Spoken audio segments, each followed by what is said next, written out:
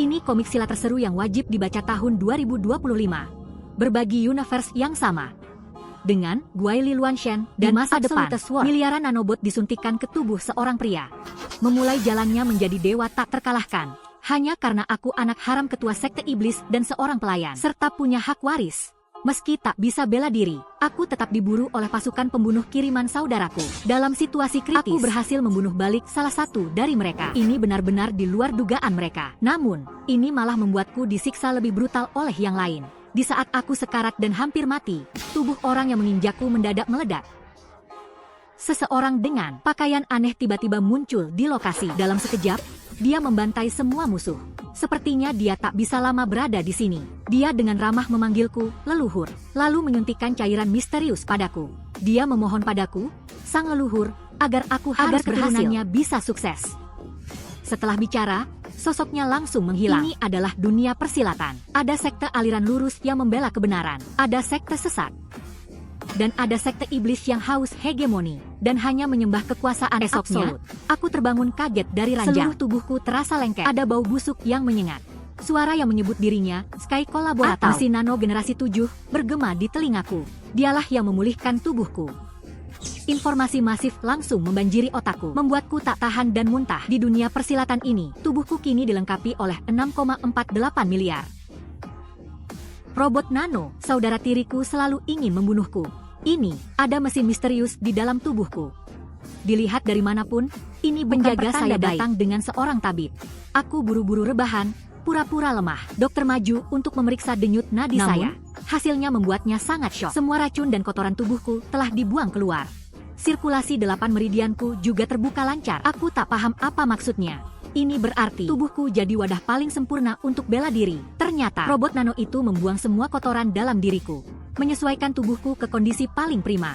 Ada 6 sekte utama aliran iblis. Ketua sekte harus menikahi wanita dari tiap sekte. Untuk memiliki keturunan ini berhak menjadi kandidat ketua muda. Di usia tertentu, mereka akan masuk ke Akademi Iblis, dibuka setiap 10 tahun. Kali ini disebut juga sebagai Perang Tahta Ketua Muda. Dokter melihat bahwa saya memberiku resep obat pemulih stamina. Dalam perjalanan pulang, dia tidak mempercayainya. Tubuh manusia bisa berubah seajaib itu. Aku yang awalnya tak bisa bela diri sama sekali. Ini jika dibandingkan tuan muda dari 6 sekte utama, tak ada kekurangan apapun untuk bersaing. Tabib itu menebak ketua sekte membantuku diam-diam. Aku membersihkan daki di badanku, lalu bertanya pada mesin nano, sejauh mana kau bisa memulihkan tubuhku? Luka tusuk akibat benturan luar, atau cedera organ dalam, bisa langsung dipulihkan seketika. Namun, kehilangan darah berat dan bagian tubuh yang terpotong butuh pembelahan sel, sehingga memakan waktu lebih lama. Meski aku tak paham istilahnya, ada ruginya dicoba. Aku menggores tanganku dengan pisau. Sensasi kesemutan pun menjalar. Lukanya benar-benar sembuh dalam sekejap. Lewat restrukturisasi mesin nano, tubuhku jadi sekuat orang yang rajin latihan fisik. Nama, nano, terlalu sulit diucapkan. Jadi kubah namanya jadi Cilao. Aku masuk ke ruang baca, mencoba fungsi Cilao yang lain. Kuambil satu kitab tentang titik akupuntur. Kubuka halamannya dengan cepat. Pemindaian selesai. Ingin ditransfer ke memori pengguna. Tiba-tiba ingatan baru muncul di kepalaku. Isi kitab itu langsung kuhafal di luar kepala. Saya tidak hanya menghafalnya, saya juga memahami makna kesalahan dalam buku itu. Langsung dikoreksi otomatis oleh Cilao. Jika begini, bukankah bisa menguasai bela diri lebih cepat dari siapapun? Anak-anak dari 6 sekte utama sudah berlatih ilmu tingkat tinggi sejak kecil. Sedangkan aku, karena perjanjian dan pengawasan hanya diizinkan belajar pernapasan dasar. Namun Akademi Iblis punya koleksi kitab terbanyak. Dengan kemampuan ini, aku yakin bisa jauh lebih cepat dibanding siapapun di sana. Menjadi kuat dan bertahan hidup. Sementara itu, muda sekte penakluk iblis tahu aku masih hidup. Dia bertekad untuk membunuhku dengan tangannya sendiri di akademi. Hari ini adalah hari pembukaan Akademi Iblis. Aku gugup sampai tak tidur semalaman. Aku berpikir, apa aku curi-curi belajar ilmu belati pengawal jang saja ya? Ide bagus, tapi sebelum ibu wafat, dia membuat perjanjian bahwa saya tidak bisa belajar seni bela diri iblis. Kalau ketahuan mencuri ilmu, sekte utama yang mengawasiku pasti takkan tinggal diam. Tiba-tiba Cilao bertanya padaku, ingin memindai gerakan latihan pengawal jang?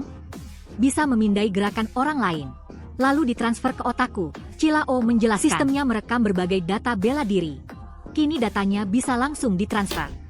Di dunia persilatan, orang adalah pantangan besar, tapi tak ada waktu untuk ragu. Nanti aku harus masuk akademi sendirian.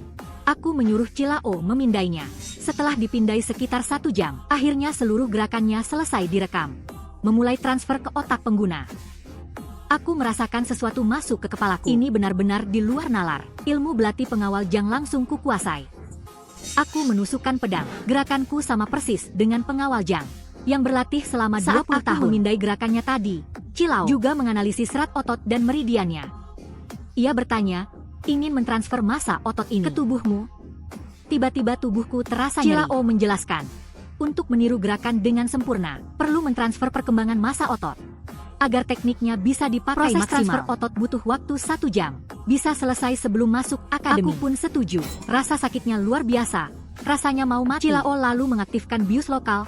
Aku pun pingsan. Penjaga Jang sedang memasak di dapur. Sebelum wafat, ibuku menitipkanku padanya. 5 tahun berlalu, kini ia berdoa pada arwah ibu di surga, meminta agar aku bisa selamat di akademi. Tiba-tiba dia mendengar suara teriakanku. Dia sangat panik dan langsung berlari mengecekku. Dia memeriksa nadiku tapi tak ada masalah. Lalu dia tak sengaja melihat jejak kaki. Akibat jurus belatiku tadi, dia mengira saya baru melihatnya berlatih selama 2 tahun. Hanya dengan melihat selama 2 tahun, aku bisa mengejar. Belatinya yang dia asah 20 tahun. Sungguh bakat yang luar biasa. Proses transfer selesai. Aku terbangun. Sekarang, saat latihan tak akan merasa sakit lagi saat menusuk. Meski jurusnya sama dengan yang tadi. Tapi kini jauh lebih akurat dan bertenaga. Itu jurus pertama. Sekarang ku coba bagian dari jurus kedua. Meski belum pakai tenaga dalam, ternyata bisa bikin jejak sedalam bahaya kalau sampai pengawal Jang melihatnya. Tiba-tiba penjaga Jang datang membawa makanan. Aku buru-buru menggeser meja, menutupi jejaknya. Itu semua adalah makanan kesukaanku. Aku langsung makan dengan lahap. Seusai makan, penjaga Jang bertanya, kapan Anda belajar ilmu belati saya? Dia lalu menggeser meja, menunjukkan jejak kakiku yang tertinggal. Aku terbata-bata, tak tahu harus jawab apa. Namun, dia malah memuji kehebatan bawahanku yang sangat setia. Andaikan tak ada perjanjian dengan 6 dia pasti sudah mengajariku. Dia pun memberiku buku teknik pernapasan untuk ilmu belatinya. Meski dia juga ingin mengajariku ilmu tenaga dalam. Tapi di Akademi Iblis banyak teknik yang jauh lebih besar darinya. Aku tak sanggup menahan tangisku. Aku baru menangis 2 kali seumur hidup. Pertama saat ibu wafat, dan kedua aku bersumpah takkan menangis lagi setelah ini. Tidak perlu ragu atau takut lagi. Meskipun ibu sudah pergi, aku masih punya rumah tempat berlindung. Akademi Iblis resmi dibuka. Seluruh murid perwakilan sekte berkumpul di sini. Seseorang berjalan maju di atas mimbar. Dia adalah pelindung kiri, Raja Neraka. Melihat ke bawah, para pecundang tanpa aura itu membuatnya kecewa. Hanya siswa di barisan depan yang cukup berwibawa. Mereka adalah para tuan muda dari 6 sekte nomor utama. 1, 6 di dada membuktikan status mereka. Tapi sosokku, tuan muda ke-7, tak terlihat. Nomor dadaku dikabarkan hilang. Aku hanya bisa diam menunggu dicari. Pasti ini sabotase dari salah satu anak 6 sekte utama. Mereka tidak mau berbaris dengan saya. Bocah-bocah ini sejak dulu selalu berusaha membunuhku. Aku berhasil selamat dari tangan kalian. Bahkan tiba di sini, aku pasti akan tambah kuat dan membuat kalian bayar mahal. Setelah mendapat nametak, aku harus berdiri paling belakang. Anak-anak di depan berbisik sambil menunjukku. Tentu aku tahu apa yang mereka bicarakan. Tapi biarkan sajalah. Li Huamiung menyadari aku di belakang. Karena dikucilkan, bentuknya di barisan paling belakang benar-benar lucu. Terdengar tiupan terompet mengumumkan kedatangan ketua sekte. Sosok dengan aura yang luar biasa kuat pun muncul. Tiba-tiba penjaga senior, pisau gila, yang mabuk itu dan menabrak Li Huamiung. Li Huamiung mengejeknya. Bisa-bisanya datang pakai baju gembel begini. Sambil cegukan, dia melotot pada pria berbulu dada pelindung itu. Agung, Raja Kegelapan, menyuruh mereka diam. Ketua pun duduk. Dialah salah satu dari 5 jagoan terkuat. Ketua sekte iblis surgawi, Cheon Yuzhong. Tekanannya begitu pekat, tak ada yang berani angkat kepala. Energi dalam membuat suaranya yang lambat bisa menggema ke seluruh ruangan. Pidato sambutannya singkat saja. Sorak-sorai menggelegar memenuhi ruangan. Saat mau pergi, dia sempat melirikku. Tanpa ekspresi lebih, dia langsung berbalik pergi. Pertemuan perdana, tatapannya dingin sekali. Tapi, aku sudah menebaknya. Selanjutnya, Akademi Iblis resmi dimulai. Akademi ini punya 6 tahap latihan. Setiap ujian kenaikan tahap hanya bisa diikuti sekali. Siswa yang gagal lulus akan langsung dieliminasi. Siswa nomor 2, Pedang Iblis, mengangkat tangan untuk membentaknya. Kau tak berhak bertanya. Bocah arogan itu langsung terdiam kaget. Li Huamiung memperingatkan, sejak masuk akademi, hak istimewa dari 6 sekte utama tidak berlaku lagi. Mau dieliminasi sebelum perang perebutan dimulai, tuan muda lain tertawa mengejeknya. Dia pun cuma bisa nunduk minta maaf. Namun Li Huamiung tahu apa yang dia tanyakan. Siapa yang lulus ujian dan naik level akan mendapat 3 hadiah spesial. Hadiah pertama, pil naga iblis. Menyerap energinya bisa menambah 20 tahun tenaga dalam. Dalam kondisiku yang tanpa tenaga dalam ini, asal aku lulus ujian, aku bisa meningkatkan tenagaku secara drastis. Hadiah kedua, buku seni bela diri. Setiap lulus satu level tes, pusat buku akan dibuka satu lantai. Tergantung performa, bisa saja diberi peluang belajar dari rahasia 6 sekte utama atau jurus eksklusif dari bagiku. Dibanding tenaga bela diri jauh lebih mendesak. Hadiah ketiga, kalian akan diberikan pangkat dan posisi yang belum pernah kalian miliki. Bahkan calon ketua muda pun belum punya posisi apa-apa. Ini adalah dunia seleksi alam yang kejam. Terus memanjat ke atas adalah satu-satunya cara bertahan hidup. Sekarang, untuk pembagian asrama dan tim, ujian tahap pertama dimulai. Aku langsung melongo. Belum diajari apa-apa. Kenapa ujian tingkat pertama? Tahap 1 adalah ujian kompetensi dasar. Setidaknya harus punya tenaga dalam. Yang tak punya tenaga dalam dasar akan dibuang ke divisi paling rendahan. Aku paham. Ini alasan para nyonya dari 6 memaksaku bersumpah takkan belajar tenaga dalam. Kalau gagal ujian, statusku akan jadi yang paling hina. Dengan begitu, mereka bisa membunuhku terang-terangan. Tetua bela diri sekte iblis surgawi. Di saat yang sama, pemimpin sekte suara iblis, dia bertanggung jawab atas tes tingkat pertama. Yang lain menutup telinga karena panik. Asal punya tenaga dalam dasar, pasti bisa bertahan 15 menit dari suara kecapinya. Yang tak pingsan dalam 15 menit. Dinyatakan lulus ujian, jari Sang Soyu mulai memetik. Suara lengkingan kecapi menyebar cepat. Tetap terdengar meski telinga ditutup. Orang-orang dari sekte kecil di tengah, sebagian besar langsung tumbang. Kandidat ketua muda 6 sekte utama dan pemuda sekte atas masih bisa bertahan. Sedari kecil mereka banyak menelan pil dewa pengubah tulang. Energi di dalamnya cukup kuat. Namun tempo kutipan Sang Soyu makin lama makin cepat. Mereka pun mulai kewalahan. Ada apa ini? Sang Soyu juga tak paham. Kenapa aku belum tumbang? Aku sendiri juga bingung. Separuh orang di lapangan sudah tumbang. Cilao pun keluar menjelaskan. Ia mendeteksi gelombang suara ekstrim yang berpotensi merusak tubuh pengguna. Mode pertahanan darurat aktif untuk memblokir suara. Sedangkan organ pendengaran dinonaktifkan untuk menangkal serangan luar. Ia langsung mengirimkan informasinya ke otakku. Sang Soyu di mimbar menatapku tajam. Aku berdiri tegap tanpa goyah sedikit pun. Li Huamyung menyadari tetua mulai tergesa-gesa. Dia mendengar bahwa saya tidak mempunyai energi batin. Rumor itu salah. Selama jadi kepala Akademi Iblis, baru kali ini dia melihat ujian tahap pertama yang semenarik ini. Banyak orang yang telinganya mulai berdarah. Mereka akhirnya sadar ada yang janggal. Mereka teringat keberadaanku di belakang. Para tuan muda yang lain pun tertarik oleh ekspresi kaget itu. Lalu, berbalik dan melihatku masih berdiri. Bagaimana mungkin orang yang tidak memiliki energi batin tidak terluka sama sekali? Cuma satu alasannya, dia punya tenaga dalam. Lihat mereka mulai marah. Cilao mulai menganalisis gerakan wajah mereka. Ini adalah ekspresi konyol, terkejut, jijik, serta otot wajah saat sedang marah. Kalau aku lulus tanpa cedera begini, mereka tidak akan tinggal diam. Walau ku bilang tak punya tenaga dalam, tidak ada yang akan mempercayainya. Tanya Cilao.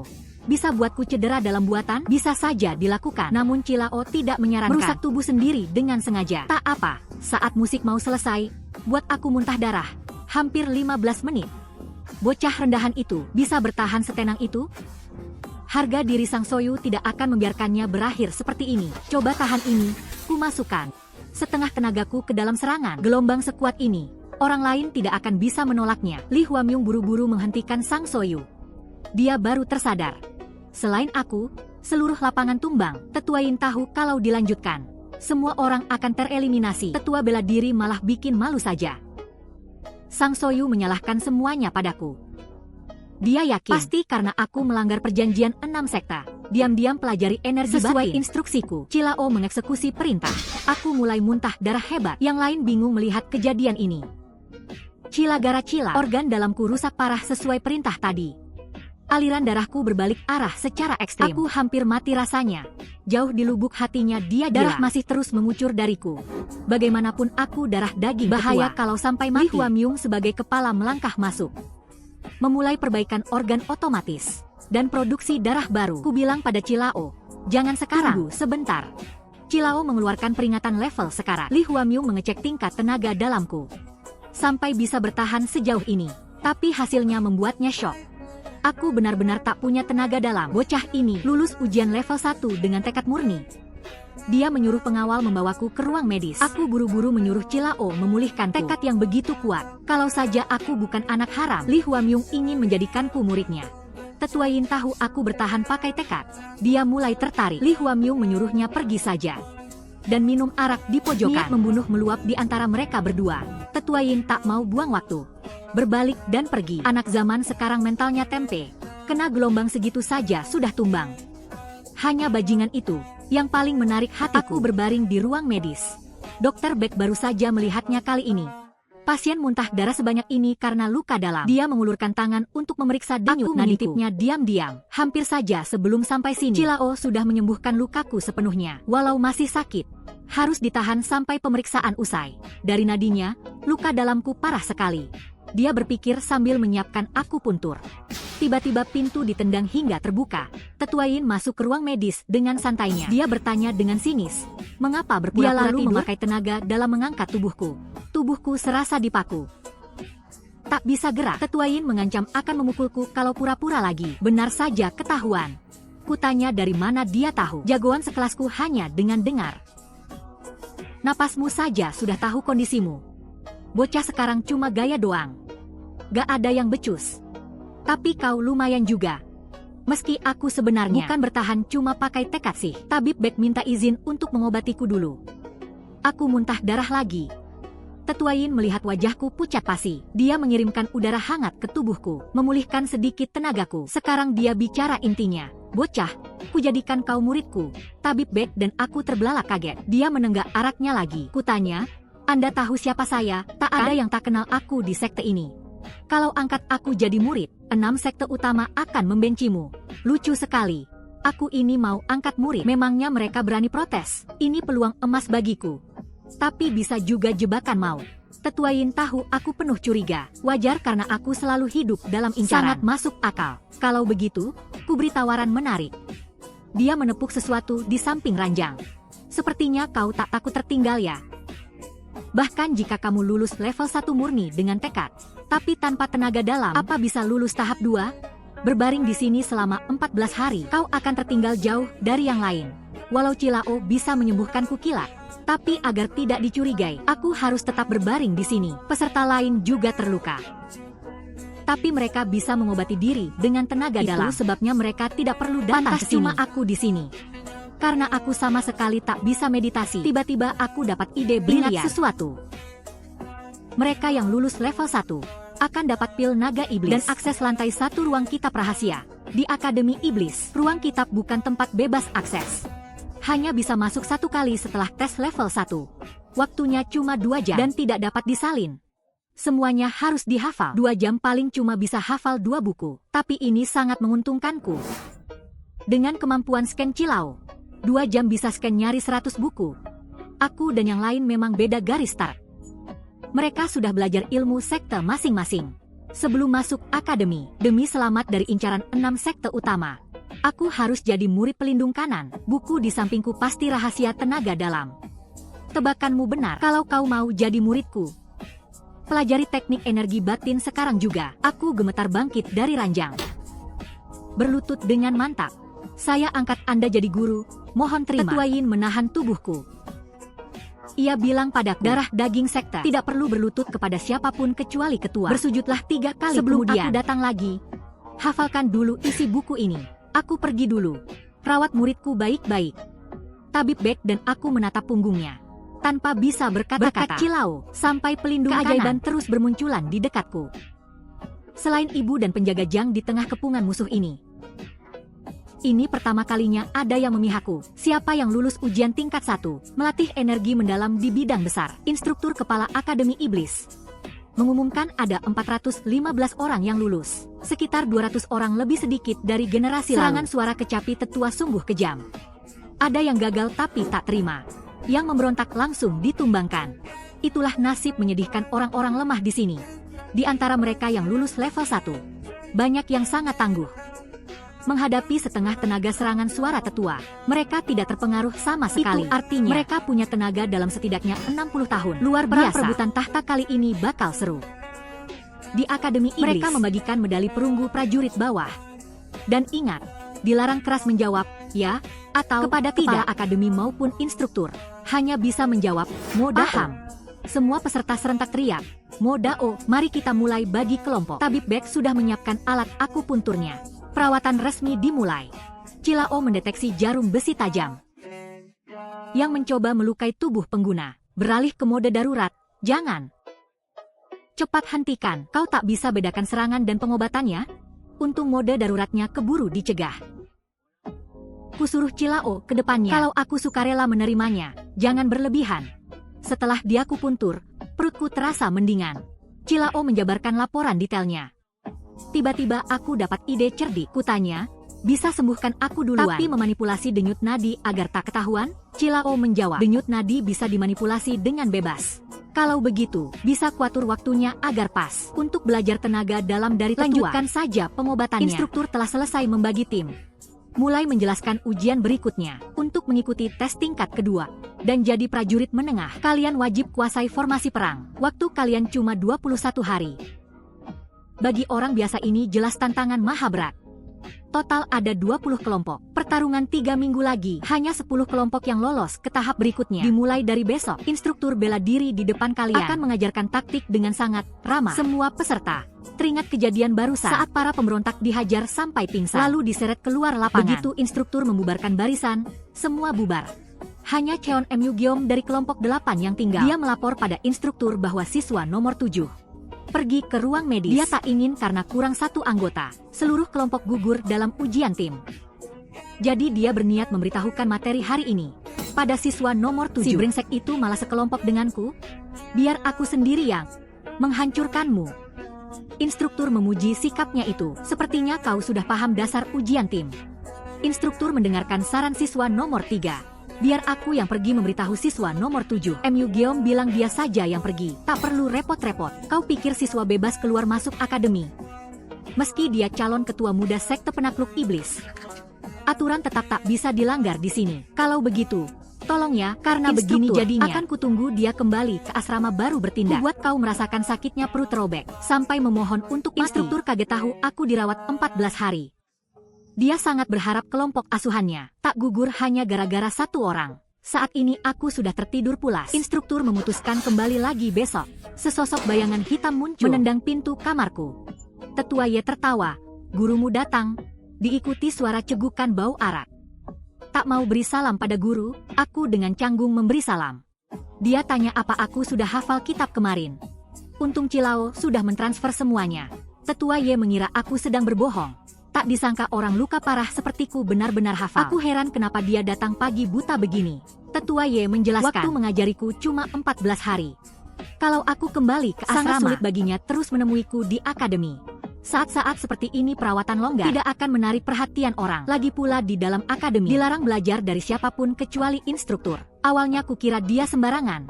Ternyata dia memikirkanku sampai sejauh ini. Tak ada waktu. Kita mulai sekarang. Cepat berbalik. Duduk di lantai. Penatua Ye duduk.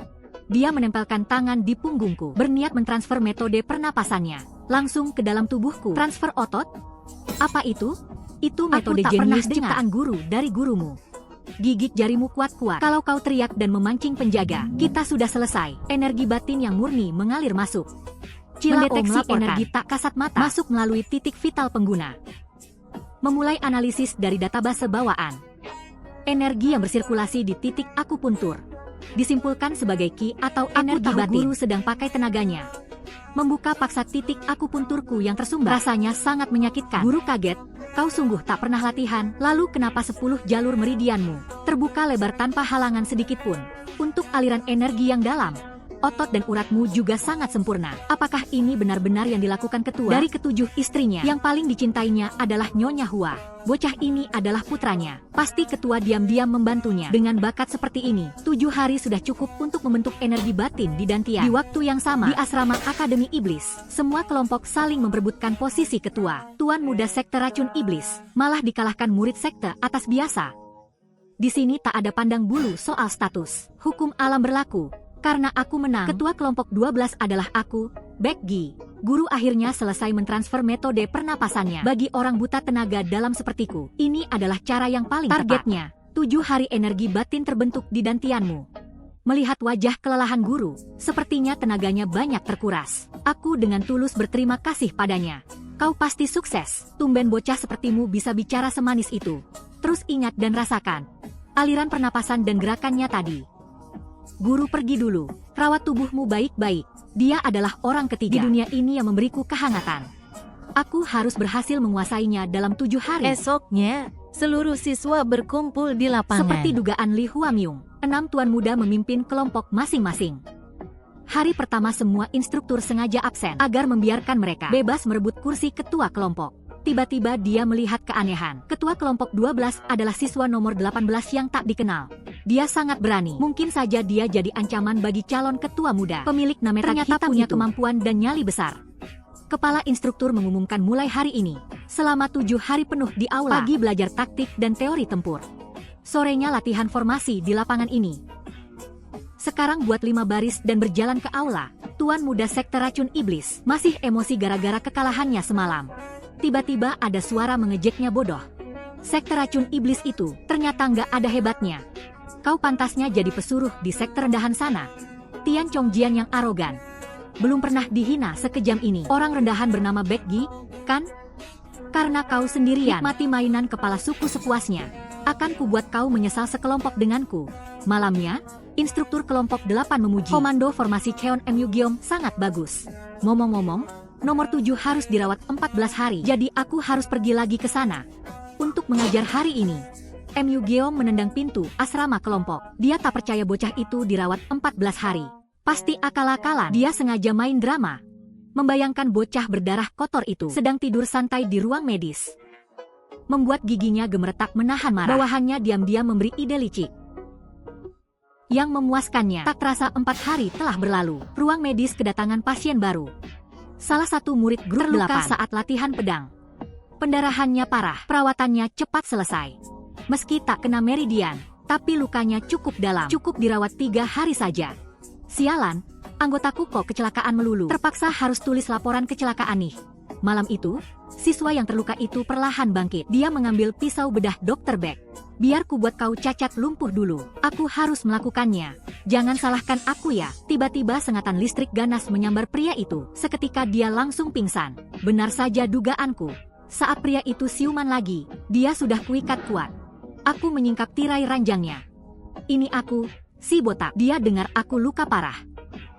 Tapi kenapa sekarang aku baik-baik saja? Kuambil cermin, kutunjukkan kepala botaknya sendiri. Dia baru sadar kalau dia takkan bisa lagi merasakan. Rambutnya yang indah, dia meronta-ronta histeris di ranjang. Kupukul wajahnya kuat-kuat. Kusumpal mulutnya. Mulut udah disumpal masih ngoceh apa sih? Kau pikir gimana aku bisa hidup sampai sekarang? Aku udah sering diincar pembunuh. Diam-diam macam kau, karena kau berani main-main denganku. Rasakan seberapa menderitanya hukuman ini. Cepat bilang siapa yang nyuruh? Ku cabut sumpal kain di mulutnya. Tapi dia pura-pura tak mengerti ucapanku. Dia tahu aku tak bisa membunuhnya di sini. Di akademi, selain latihan atau duel resmi, dilarang keras melukai sesama. Kau mau apa? Heh, mari kita lihat kau masih bisa bungkam atau tidak. Aku menutup mulutnya lagi. Kuambil alat bedah tabib Beck. Di kamarku dulu nggak ada alat secanggih ini loh. Kelihatannya kau ketakutan. Aku mematahkan jarinya satu persatu. Agak perih dikit.